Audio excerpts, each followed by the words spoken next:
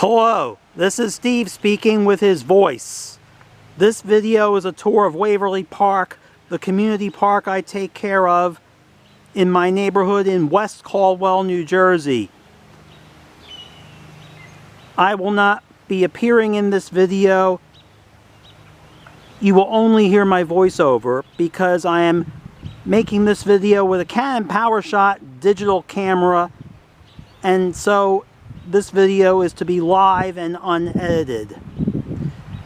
Now, before I begin the tour, I'd like to explain the background of Waverly Park and how it came to be. It's on a parcel of land officially known as Block 101, Lot 35. It is the only lot in the neighborhood that is undeveloped. The reason for this is because of a brook that bisects the property and makes it very difficult to build a house.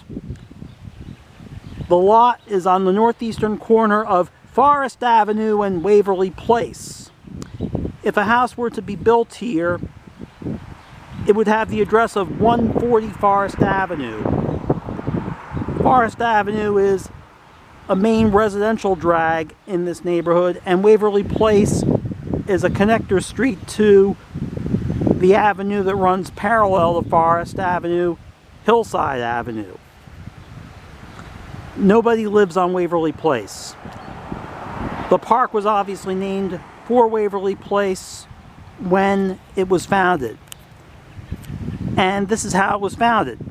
Back in 2003, I wrote the West Caldwell Township Council and encouraged them to make an official municipal park out of this land, seeing as it was undevelopable, and seeing also that it didn't make sense to have a piece of undeveloped land surrounded by houses, especially when it's only less than half an acre large. The town declined to make it an official municipal park because it didn't want to spend the money on benches, paving a path, and other typical municipal park amenities. In 2013, a middle school student, a girl who lived on Forest Avenue, came up with the idea to make this a park, and she was the one who named it. And she wrote to the town council asking if she and her friends could start a park here with help from their parents. The town agreed, and so in 2013, the girl and her friends, with help from their parents, planted flowers, put in decorations, and Waverly Park was thus established. The girl and her friends would take care of the park for the next few years and continue to plant flowers, but inevitably they went to high school. The girl discovered boys, and so did her girlfriends, and eventually they went to college, and this person who was a middle school girl when she started the park is now in her 20s and building a life of her own, as most people in their 20s do and should do. This video, by the way, is being made on May 29th, 2025. So, when it became apparent that nobody else would be able to take care of the park, I figured that someone ought to do it, and that someone had to be me. So I've been taking care of the park since 2024. I won't explain why I started taking care of it that late, when I could have started sooner. That's a whole other subject. But okay, let me begin the tour. Let me just pan back here. Now, as you can see, the town does take care of this property by mowing the grass on the western side of the brook, and it also has two simple rules: no dumping and no dogs. Well, some people do bring their dogs through the park while they're walking them, and that's perfectly fine. But many people have dumped things here. Not fine. Though, I have tried to make use of some of the things that have been dumped here, and I'll explain that as I continue. Now, first, I want to pan back, right? And this is the flower bed around the big boulder at the southwestern corner of the park. I don't know how the boulder got here, but this is the perfect place to have a flower garden. As you can see, there are marigolds, daffodils, which have already bloomed for the season, and also a couple of geraniums, which never seem to bloom. I have a 12 by 18 inch American flag in the middle, and let me get close here. Excuse my shadow.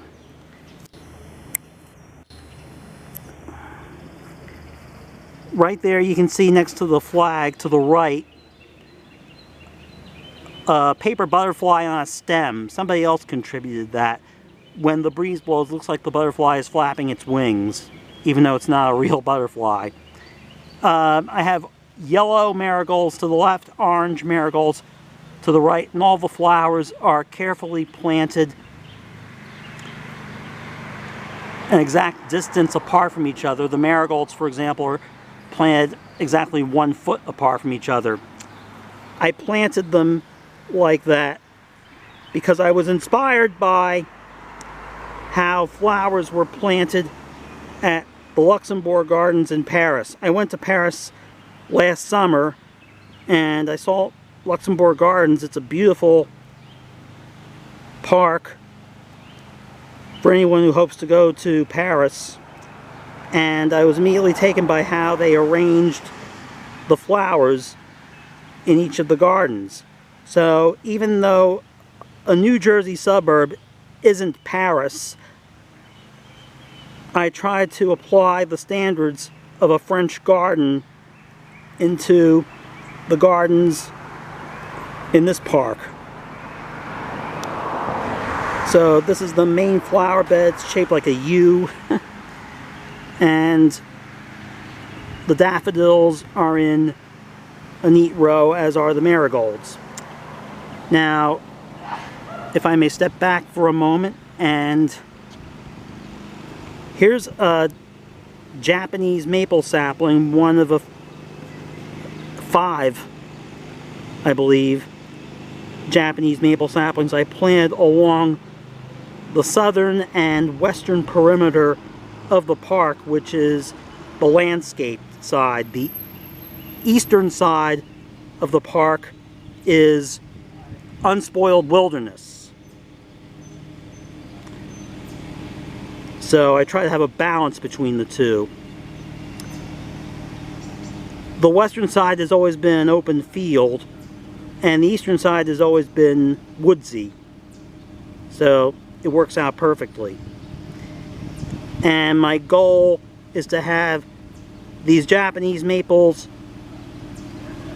eventually grow taller and form a ring around the southern and western perimeters of Waverly Park.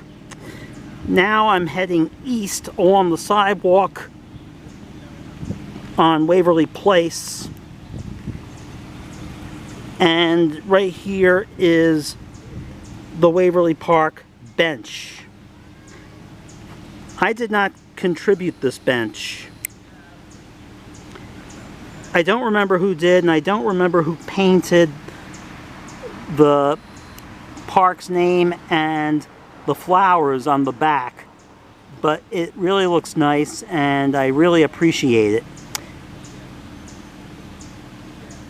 This bench was donated in 2014, I believe, a year after the park was founded. And it sits on a concrete slab on top of the entrance to the culvert that carries the brook not having a name, under Waverly Place. and ultimately to a brook called Pine Brook, which in turn eventually flows into the Passaic River. Now the township built a wall around the culvert. You can't see it from here, but you can see, let me pan back a bit,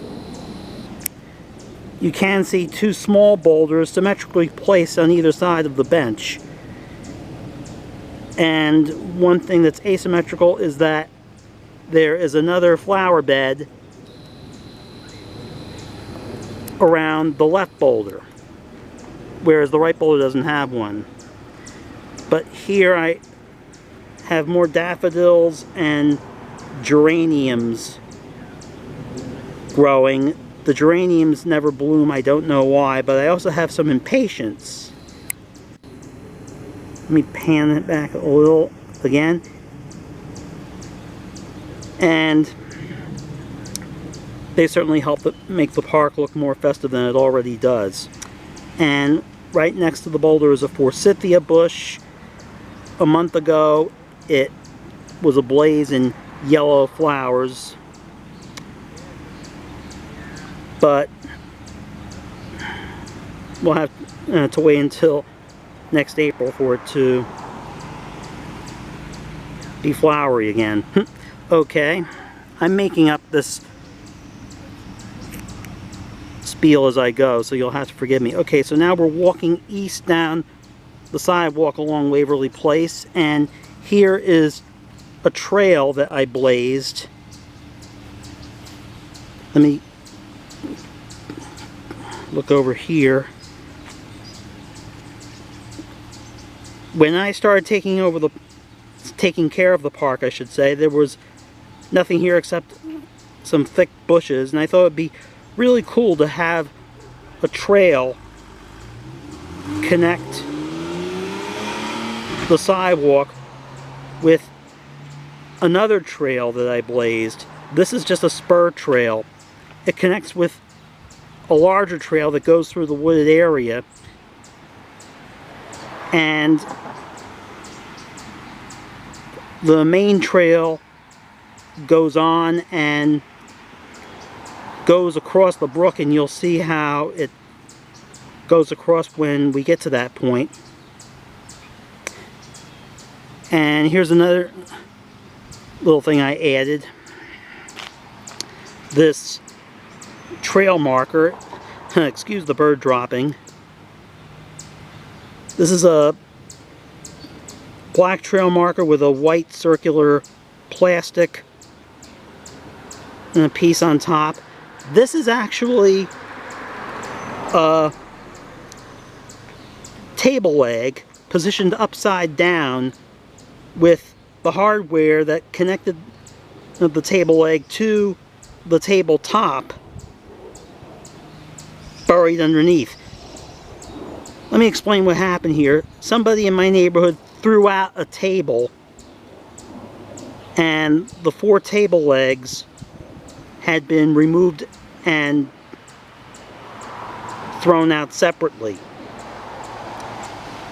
I thought they would make great trail markers, so I repurposed them, and they've been in place ever since.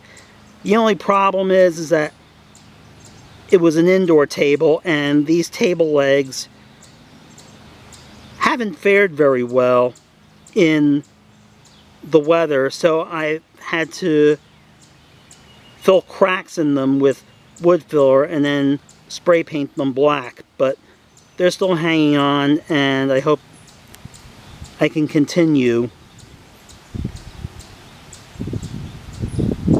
keeping them in here because I think they look good. If I have to replace them for whatever reason, I hope to come up with something that's just as nice, if not nicer. But what I love about these trail markers is that as table legs, I'm repurposing them so that they have another use rather than end up getting thrown into the landfill. Okay then. Back on the sidewalk, there's another one of the trail markers. That's the main trail right there, and right behind it is the bird bath. This is the most recent addition to the park.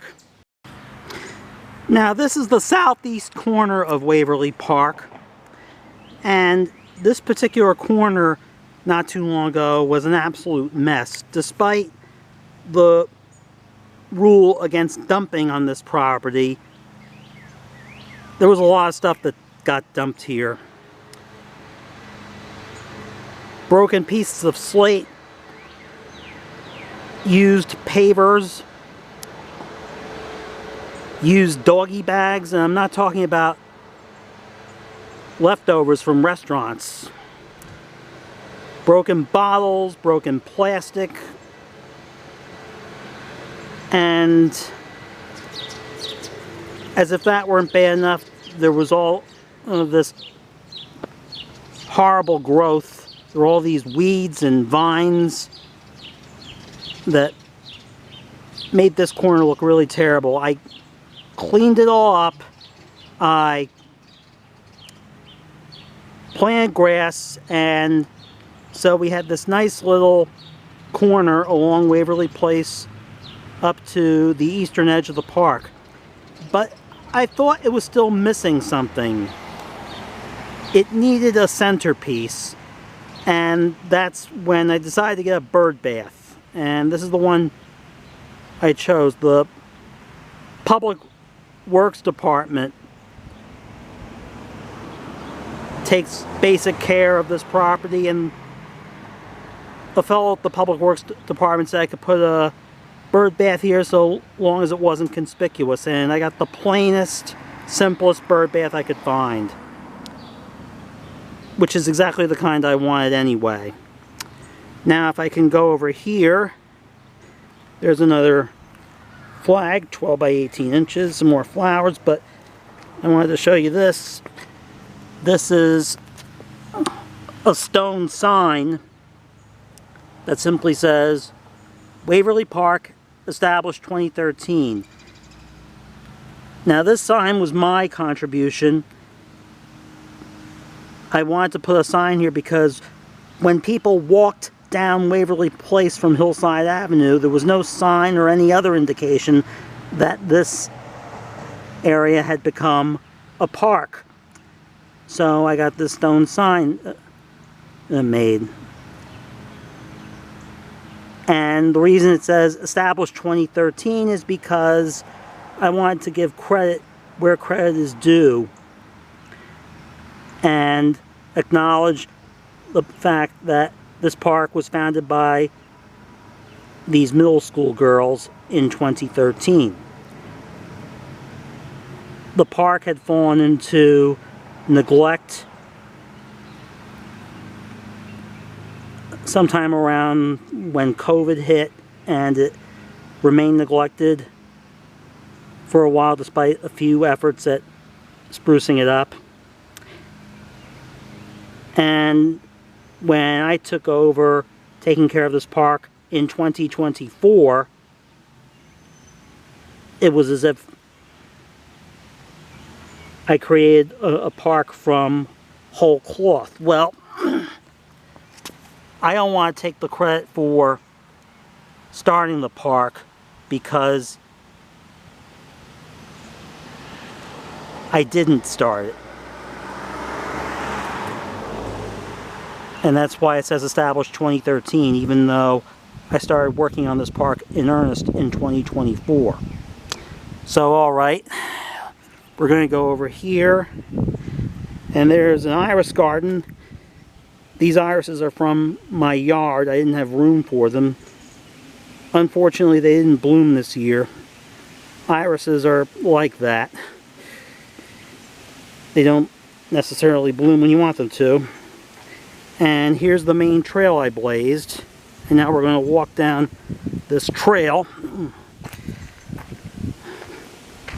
And as you can see, I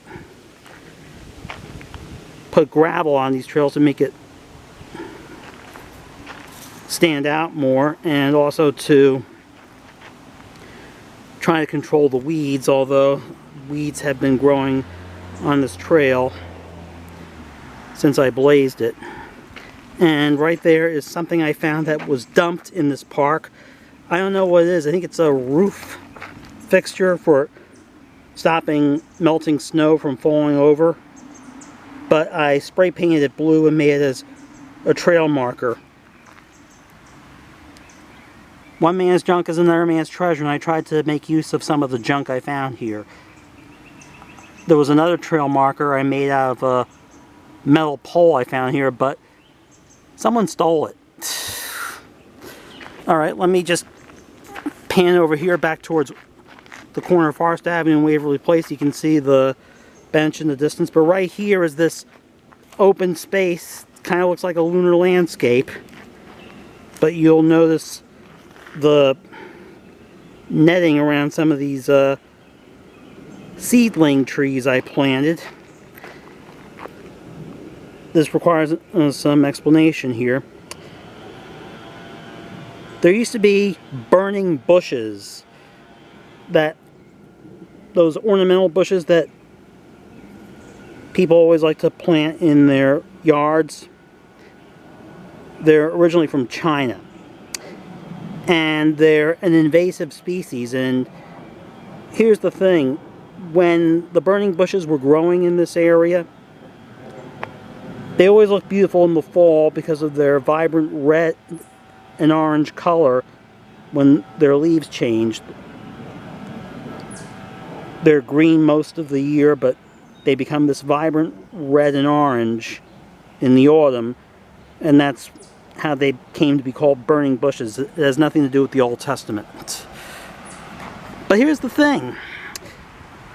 Burning bushes are an invasive species, and this is supposed to be a natural wilderness area. And I could not allow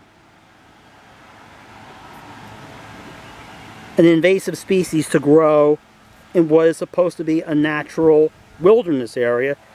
So I spent all of October and November 2025 cutting them down. The rocks you see, the piles of rocks you see, are covering the stumps I left behind, because burning bushes are tricky. When you cut them down to the stumps can still sprout new stems. And so just cutting them down isn't going to do it. I don't know how to remove the stumps. I've tried hammering holes into them and pouring Epsom salt into them. Yeah, that didn't really work out. And any black you see is a tarp or a garbage bag I put on top of a stump to retard its growth, but again, nothing seems to work. But I did keep some bushes. Right there in the middle is an evergreen bush that I actually found in the brook. Somebody threw it in there, but it still had roots, so I planted it here. And the maple seedlings I planted here are an effort to restore the tree cover that used to be here. There used to be a lot of trees on this side of the park right here, right where my camera is focusing.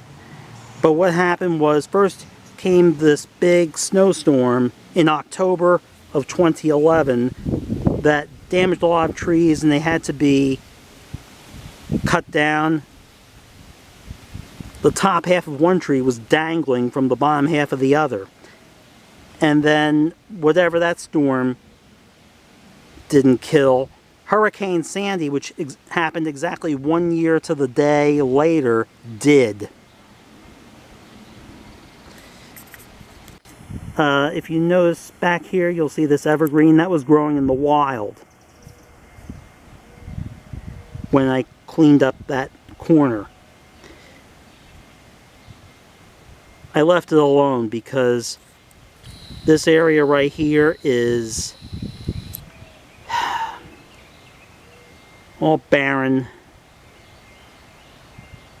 and I'll happily allow any tree seedling or sapling to grow wild. But most of the tree seedlings and saplings that are growing here are seedlings and saplings that I myself planted. And I planted some other evergreens here as well. There's one right there, and there's another. Okay, so we're on the trail. Oh, and here's a stump of a tree.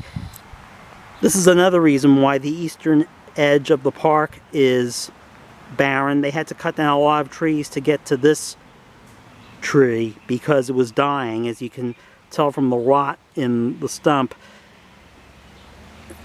Think about that for a minute. They actually had to cut down healthy, young trees, many of them barely as tall as I am, just to get to this dying tree to cut it down before it fell on somebody's house. Well, okay, I'm walking on the trail. I have a 180-degree turn here. There's another maple tree seedling that I planted. It's a little tricky here as I go closer to the brook.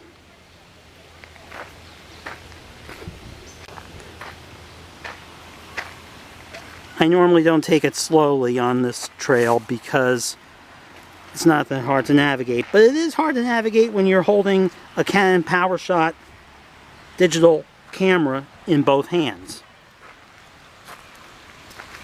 Okay. Here's another really big boulder that sits between the trail and the brook. I definitely made sure to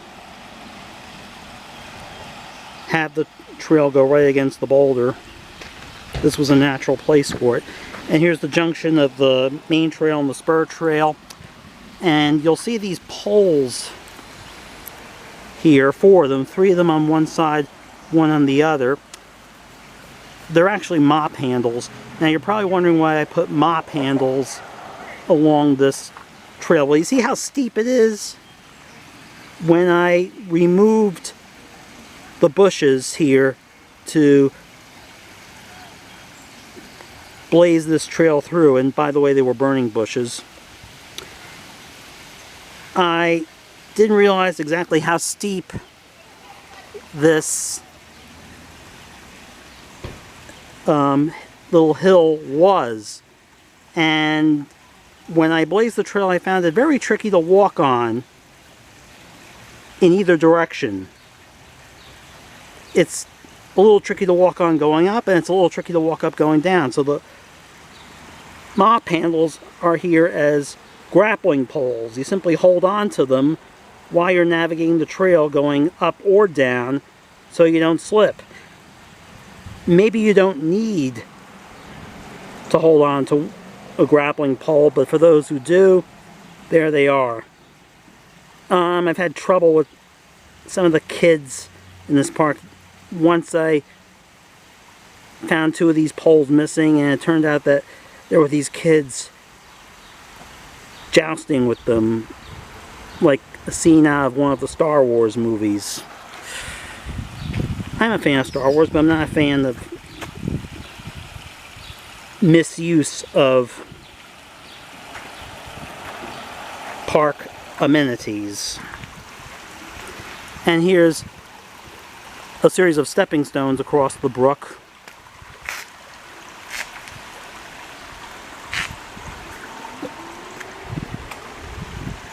Much funkier than a footbridge. And here's a shot of the brook itself.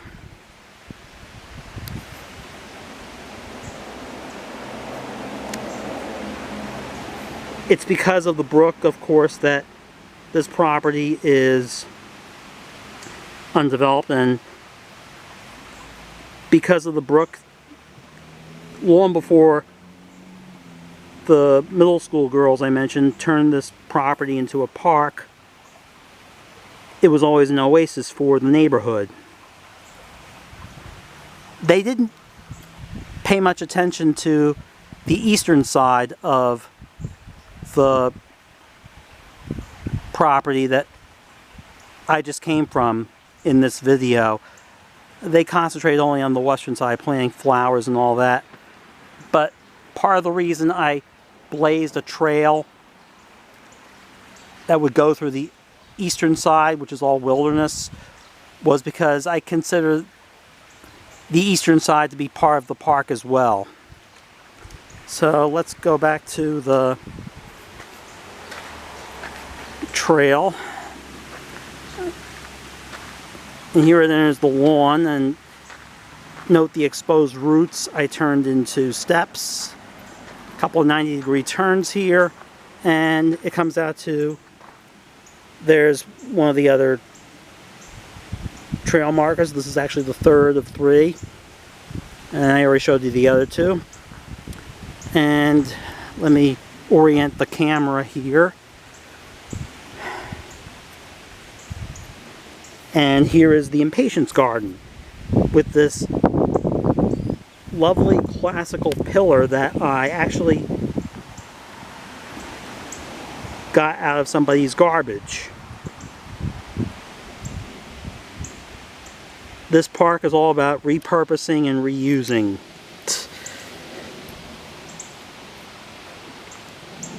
There are some things I buy and some things I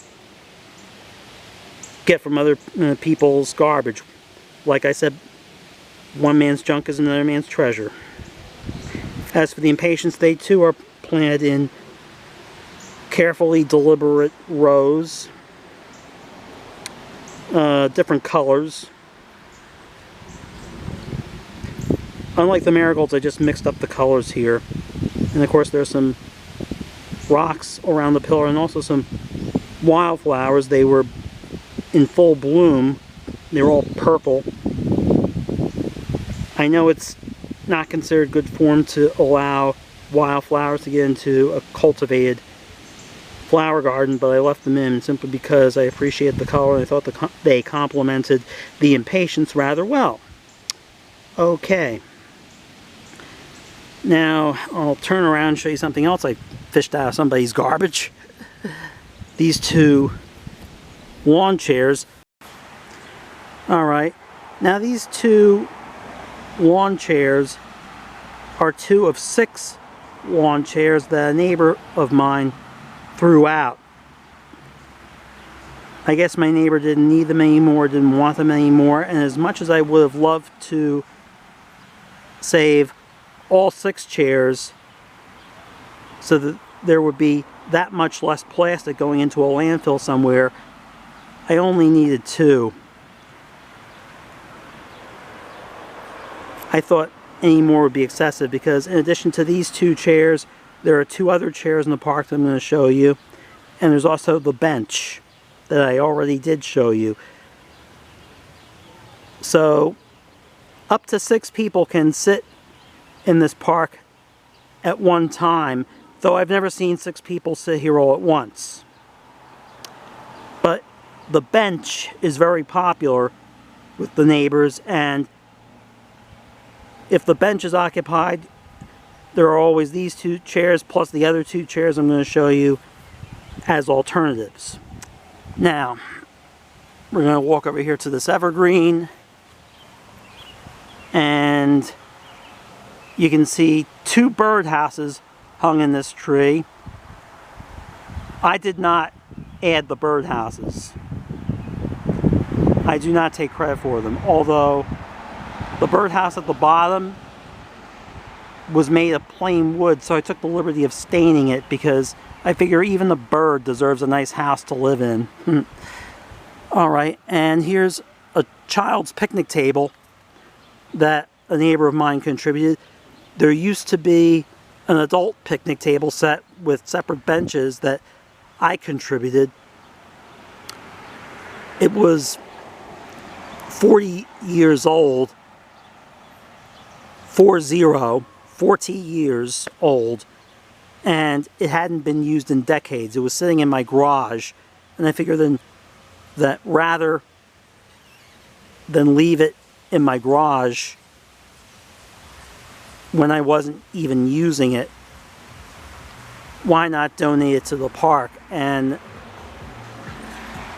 I put it in the park a couple of years ago, but it's not here anymore because it was so old that the wood started rotting away, and despite my efforts to repair it, I just couldn't keep the repairs up, and some of the planks in both the table and in one of the benches rotted out beyond repair, so I had to throw out the whole thing. I have no plans to replace it. So, okay. Now over here is the corner of Waverly Place and Forest Avenue. You can see a couple of smaller American flags, 8 by 12 inches, next to the Roses of Sharon. I didn't contribute either the Roses of Sharon or the American flags, though I certainly appreciate the Roses of Sharon and the flags. I had to keep the Roses of Sharon, especially this one, cut back so it doesn't obscure the sign.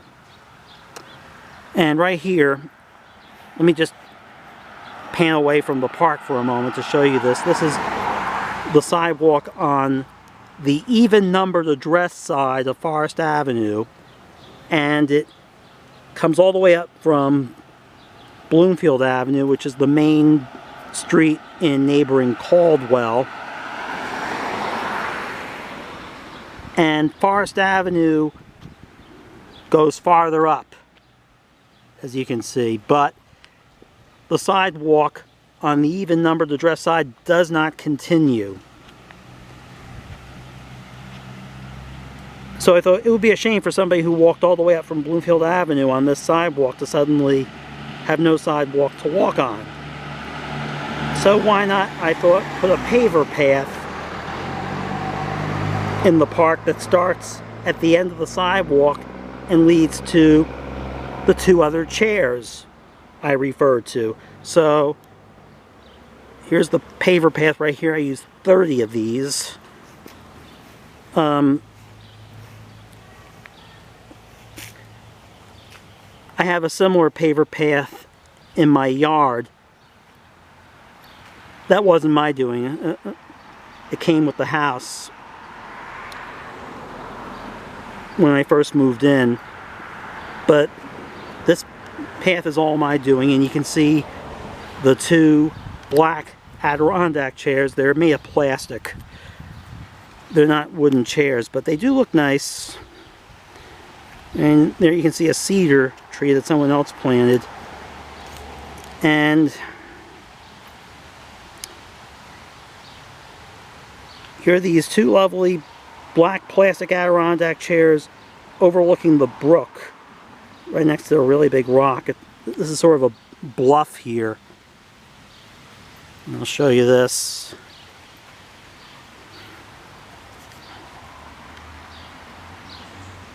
Nice, huh? Anyone who sits in these black Adirondack chairs gets a nice view of the brook, and also a nice view of these swamp grasses. Another reason that no one can build a house here, or could build a house here if they were willing to spend a lot of money on drainage, is because this is a swampy piece of land. Now right over here is something pretty new. This is an actual island. In the springtime, the skunk cabbage comes up, and it lasts at least until July. As you can see, this is an island with a wider channel on one side and a narrower channel on the other. This is another interesting feature. It sort of makes for a nice waterfowl sanctuary. I once photographed two ducks, a male mallard and a female mallard, grubbing for food here. And those are rocks, some of which I put in the water myself to act as breakers so that the island does not get flooded when it rains a lot. And there has been flooding on this property when it rains. You can tell the lawn was mowed. The township has groundskeepers mow it every other week, but this isn't mowed so much because it's really wet here. But there's the culvert the brook comes out of. It goes through people's backyards before emptying into this little pool. This is the deepest part of the brook in the park. A lot of kids like to go and swim like it's a kind of watering hole, the kind that Van Morrison used to sing about. Some of you watching this video are probably saying, Van Morrison, he was the lead singer of The Doors, right? So I'm dating myself. And right there's a wall that the town built out of pieces of concrete to prevent erosion. And yeah, this growth over here is technically the northeastern corner of the park, though it's impossible to set foot there. And as you can see, there's a lot of English ivy. That's also an invasive species. There's English ivy growing in other parts of the park, and I have trouble staying on top of that. But here is probably the most wild part of the park. All these tall grasses, and the ground, of course, is very wet, very swampy. And you can even see some willow branches. And over here is a rock that a tulip poplar is growing around. Let me see if I can pan up to these twin tulip poplars. Oh dear, I'm going to have to back up even more. Oh, see that?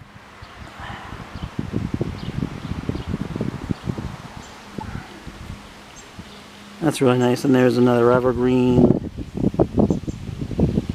a small evergreen sapling there, and another Japanese maple seedling in that netting.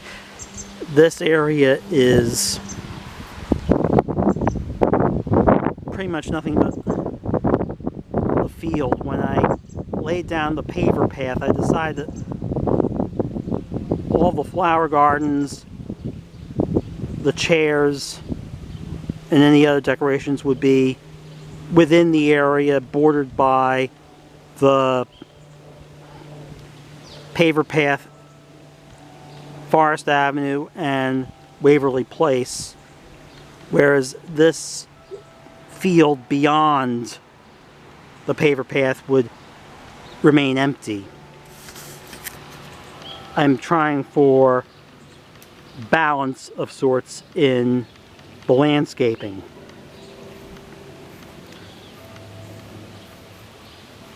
Now, some people have suggested that I act like I own this park.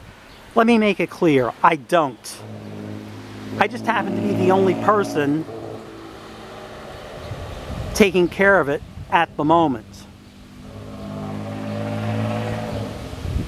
I like to say that because this is not an official municipal park, the Waverly Park Conservancy takes care of it. I'm not in the Waverly Park Conservancy, I am the Waverly Park Conservancy.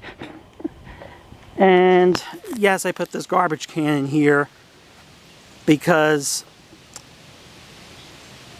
before I did, litter was a problem. So this cuts down on it. Okay, I'm almost done. I think I've shown you just about everything. We're going back towards the bench and the little garden with the little boulder and the little forsythia. So why should everything be big? Alright, so car passing by. We're back on the sidewalk along Waverly Place, and as I'm walking back up east towards Hillside Avenue, I want to show you one other thing here, and I guess this is the last thing I'm going to show you. I planted this area of grass a few weeks ago, and now it's coming in. And if you see over here, let me take the camera over here, there's some grass that was already growing here between these rocks and the root of a tree that was taken down. The black plastic bag is on top of a root that I hammered holes into and then filled with Epsom salt and a little water to make the root rot faster, so I can take it out and expand this area of grass into this square right here. Now the reason there's this strip of grass is because, well, if you look over here, you see the wilderness area. And before I add the strip of grass that connects where the bench and the chairs are, as well as the flower gardens, to this little lawn space with the bird bath,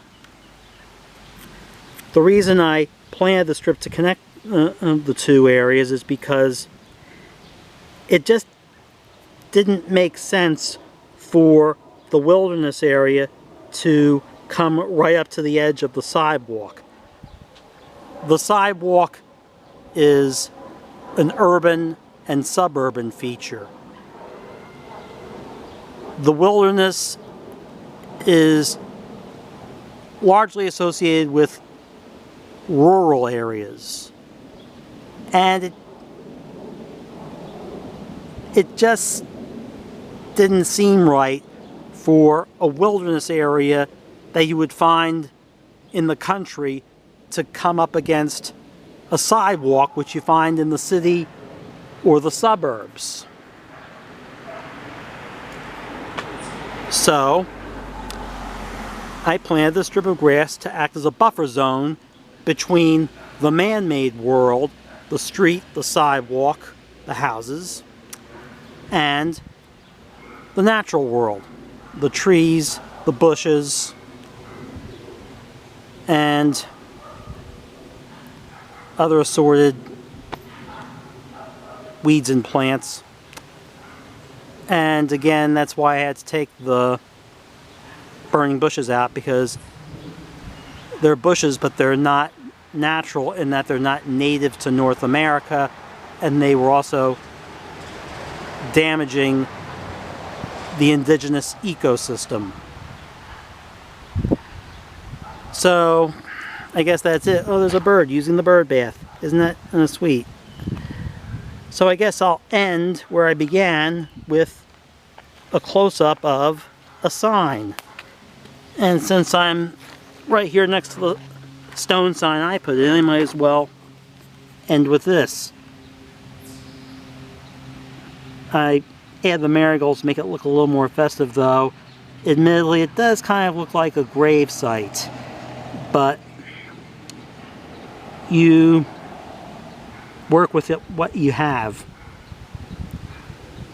I mean, this is the best I can do, and this park deserves the best, which is why I give it my best. So that's the tour. If you're ever in West Caldwell, New Jersey, whatever reason you have for being here, please feel free to come by at the corner of Forest Avenue and Waverly Place and enjoy Waverly Park. All I ask is that you respect